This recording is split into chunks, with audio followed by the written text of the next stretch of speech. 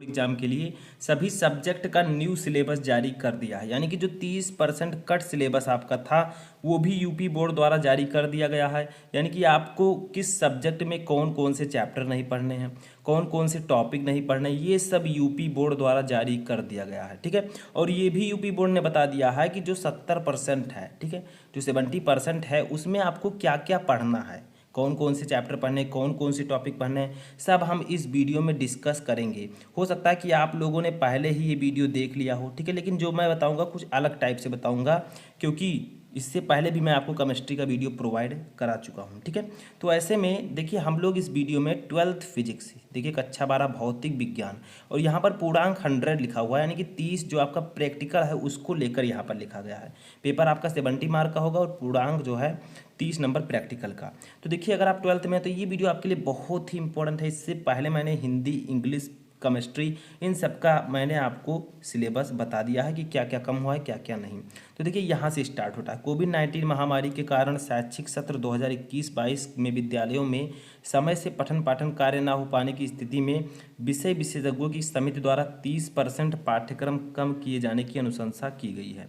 यानी कि जो नीचे मैं बताने जा रहा हूँ इसमें ये बताया गया है कि 30% जो कम हुआ है सिलेबस, उसमें क्या क्या कम हुआ है, किस चैप्टर से कौन कौन से टॉपिक कम हुए हैं और कौन से चैप्टर को पूरी तरह हटा दिया गया है। देखिए खंड का, सबसे पहले खंड का की बात करते हैं जिसमें आपका फर्स्ट फिजिक्स है। इसमें फर्स्ट चैप्टर आता है स्थिर विद्युतिकी का, ठीक है, जिसमें आपको क्या कम किया गया है। देखिए इसमें स्थिर विद्युतिकी में कई चैप्टर हैं, जैसे आपका वैद्युत आवेश तथा क्षेत्र, और दूसरा चैप्टर स्थिर वैद्युत विभव तथा धारिता।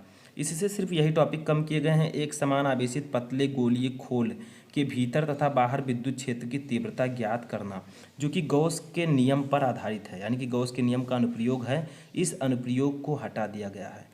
ठीक है, 2022 में आपको यह अनुप्रयोग नहीं पढ़ना है इस चैप्टर से।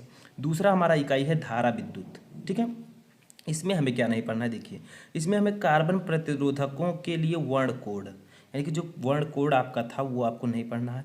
प्रतिरोधकों का श्रेणी तथा पार्श्व क्रम संयोजन, इसको आपको नहीं पढ़ना है। तो देखिए ये दो टॉपिक आपको 2022 में नहीं पढ़ना, यानी कि 12th फिजिक्स में नहीं पढ़ना है। ठीक है, देखिए आप लोग ये सब मत पढ़िएगा, क्योंकि आप लोग वही पढ़िए जो आपके एग्जाम में आएगा, जो सिलेबस के अंतर्गत है वही आप लोग पढ़िए। इसीलिए मैं कहता हूँ आप लोग वीडियो को अच्छे से देखें ताकि आपको ये पता चल सके कि कौन कौन सी चीज़ें हमें पढ़नी है। इकाई 3 में आपका विद्युत धारा का चुंबकीय प्रभाव तथा चुंबकत्व आता है। इसमें देखिए हमें चुंबकीय द्विध्रुव के कारण इसके अक्ष के अनुदिश तथा अक्ष के अभिलंब और चुंबकीय क्षेत्र की तीव्रता, ये नहीं पढ़ना है। एक समान चुंबकीय क्षेत्र में द्विध्रुव पर बल आघूर्ण तथा चुंबकीय अवयव, अनुचुंबकीय, प्रतिचुंबकीय तथा लौह चुंबकीय पदार्थ उदाहरण सहित, यानी कि जो आपका अनुचुंबकीय, प्रतिचुंबकीय, लौह चुंबकीय, ये सब जो था इसको आपको नहीं पढ़ना है।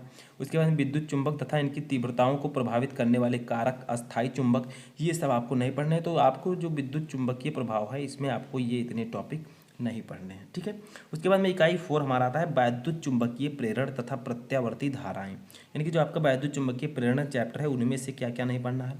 शक्ति गुणांक आपको नहीं पढ़ना और वाटहीन धारा, ये आपको प्रत्यावर्ती धारा चैप्टर से नहीं पढ़ना है। ठीक है, उसके बाद में वैद्युत चुंबकीय तरंगे आते हैं, इस चैप्टर का फर्स्ट फिजिक्स का लास्ट चैप्टर। इसमें आपको विस्थापन धारा की आवश्यकता जो है इसको आपको नहीं पढ़ना है। ठीक है, तो ये आपका खंड का था जिसमें आपको इन चैप्टर, सभी चैप्टर के इतने टॉपिक नहीं पढ़ने जो कुछ मैंने आपको बताया।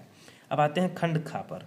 खंड खा में जैसे आपका किरण प्रकाशिकी एवं प्रकाशिकी, अंतरंग प्रकाशिकी, विकिरण एवं द्रव्य की द्वैत प्रकृति, ये सब आते हैं। तो देखिए इकाई 1 प्रकाशिकी है हमारा। ठीक है, इसमें आपको गोलीय दर्पण, दर्पण सूत्र, प्रकाश का परावर्तन, प्रकाश का प्रकीर्णन, आकाश का नीला वर्ण, सूर्योदय एवं सूर्यास्त के समय आकाश में सूर्य का रस्ताभ दृष्टिगोचर होना, सूक्ष्मदर्शी तथा दूरदर्शकों की विभेदन क्षमता, इतनी चीज़ें आपको इसमें नहीं पढ़नी है। ठीक है, उसके बाद में देखिए हमारा है ध्रुवण, समतल ध्रुवित प्रकाश, ब्रूस्टर का नियम, समतल ध्रुवित प्रकाश तथा पोलराइडों का उपयोग, ये आपको नहीं पढ़ना है। यानी कि इकाई फर्स्ट में आपको इतनी चीज़ें नहीं पढ़नी है। याद रखिएगा ब्रूस्टर का नियम भी आपको अब नहीं पढ़ना है। यहाँ पर बहुत सारे बहुत इंपॉर्टेंट नियम था, लेकिन अब इसको फाइनली कट कर दिया गया है। देखिए इकाई 2 में द्रव्य तथा विकिरणों की द्वैत प्रकृति है। इसमें आपको डेविसन तथा जर्मर का प्रयोग नहीं पढ़ना है। ठीक है, प्रायोगिक विवरण ना दिया जाए, केवल निष्कर्ष की व्याख्या की जाए। ठीक है, उसके बाद में देखिए इकाई 3 परमाणु तथा नाभिक, इसमें आपको रेडियो एक्टिविटी, अल्फा बीटा तथा गामा किरणें तथा और इनके गुण, रेडियो एक्टिव क्षय का नियम, ठीक है, रेडियो एक्टिव क्षय का नियम भी था, बंधन ऊर्जा था, प्रति न्यूक्लियन तथा द्रव्यमान संख्या के साथ इसमें परिवर्तन। ये चीज़ें आपको परमाणु तथा नाभिक चैप्टर से नहीं पढ़नी है, ठीक है। तो ये सब आप लोग याद रखिए या इसका PDF डाउनलोड कर लीजिए, आपको आगे चलकर यूज होगा। इसके बाद में देखिए इकाई 4 है हमारा। इकाई 4 में आपका इलेक्ट्रॉनिक युक्तियाँ, जेनर डायोड, बोल्टता नियतांक के रूप में जेनर डायोड, यानी कि जेनर डायोड अब आपको इसमें P ब्लॉक फॉर इलेक्ट्रॉनिक युक्तियों में नहीं पढ़ना है। तो ये सब आपको जानना बहुत ज़रूरी है। देखिए अब पाठ्यक्रम से हटाए गए प्रयोग, कुछ प्रयोग जो आपको प्रैक्टिकली होते हैं उनको भी आपको हटा दिया गया है। देखिए ये सब प्रयोग अब आपको प्रैक्टिकल में नहीं करना होगा। सब देख लीजिए, खंड खा में भी ये सब प्रयोग हैं, तो यहाँ पर देख लीजिए ध्यान से, ये सब आपको प्रैक्टिकल में हम नहीं करना। अब देखिए यहाँ पर कौन से चैप्टर से कितने नंबर के अंक क्वेश्चन आएंगे ये भी दिया गया। कक्षा 12 इसमें 70 अंकों का एक प्रश्न पत्र, 30 अंकों का प्रयोगात्मक होगा।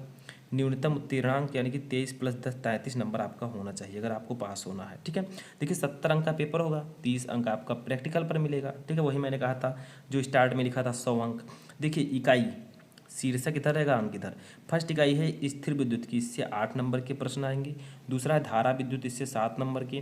तीसरा है धारा का चुंबकीय प्रभाव तथा चुंबकत्व, इससे 8 नंबर के क्वेश्चन आएंगे। चौथा है वैद्युत चुंबकीय प्रेरण तथा प्रत्यावर्ती धाराएं, इससे 8 नंबर के।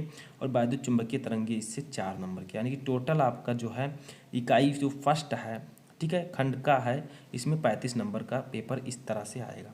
दूसरा देखिए खंड खा हमारा आता है सेकंड फिजिक्स, इसमें प्रकाशिकी से 13 नंबर, द्रव्य और द्वैत की प्रकृति 6 नंबर, परमाणु तथा नाभिक 8 नंबर, इलेक्ट्रॉनिक युक्तियाँ 8 नंबर, यानी कि टोटल इसमें भी 35 नंबर का पेपर इस प्रकार से होगा, ठीक है। यानी कि टोटल आपका खंड का और खंड खा मिलाकर 70 नंबर क्लियर, ठीक है। अब देखिए यहाँ पर कुछ चीज़ें और दी गई हैं, जैसे स्थिर विद्युत की आपको क्या क्या पढ़ना है। 70% जो आपका सिलेबस बच रहा है उसमें आपको किसका किसका अध्ययन करना है, देख लीजिए कि एक चैप्टर का इस प्रकार से आप लोग देख सकते हैं धीरे धीरे।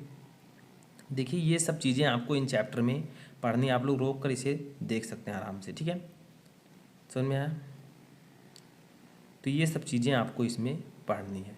तो यहाँ पर ये था पूरा फिजिक्स का न्यू सिलेबस, यानी कि फिजिक्स में आपको कौन कौन सी चीज़ें पढ़नी है, किस प्रकार से पढ़नी है, सब कुछ मैंने आपको बता दिया है।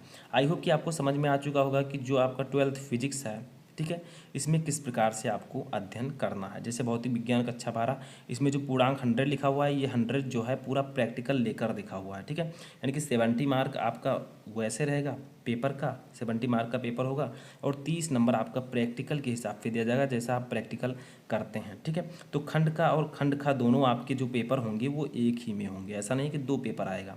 आपका जो खंड का और खंड का है उसका दोनों का एक ही पेपर होगा और वो पूरे 70 नंबर का होगा। पहले जो है ये 2 पेपर होते थे लेकिन अब एक ही पेपर होगा, ठीक है। तो ये थे आपके फिजिक्स का न्यू सिलेबस। आई होप कि आपको सब कुछ समझ में आ चुका होगा। अगर आपने अन्य विषयों का नहीं देखा तो उनको भी आप लोग जाकर देख लीजिएगा। तो इस वीडियो में फ़िलहाल इतना ही, आप लोग अपनी तैयारी करते रहें।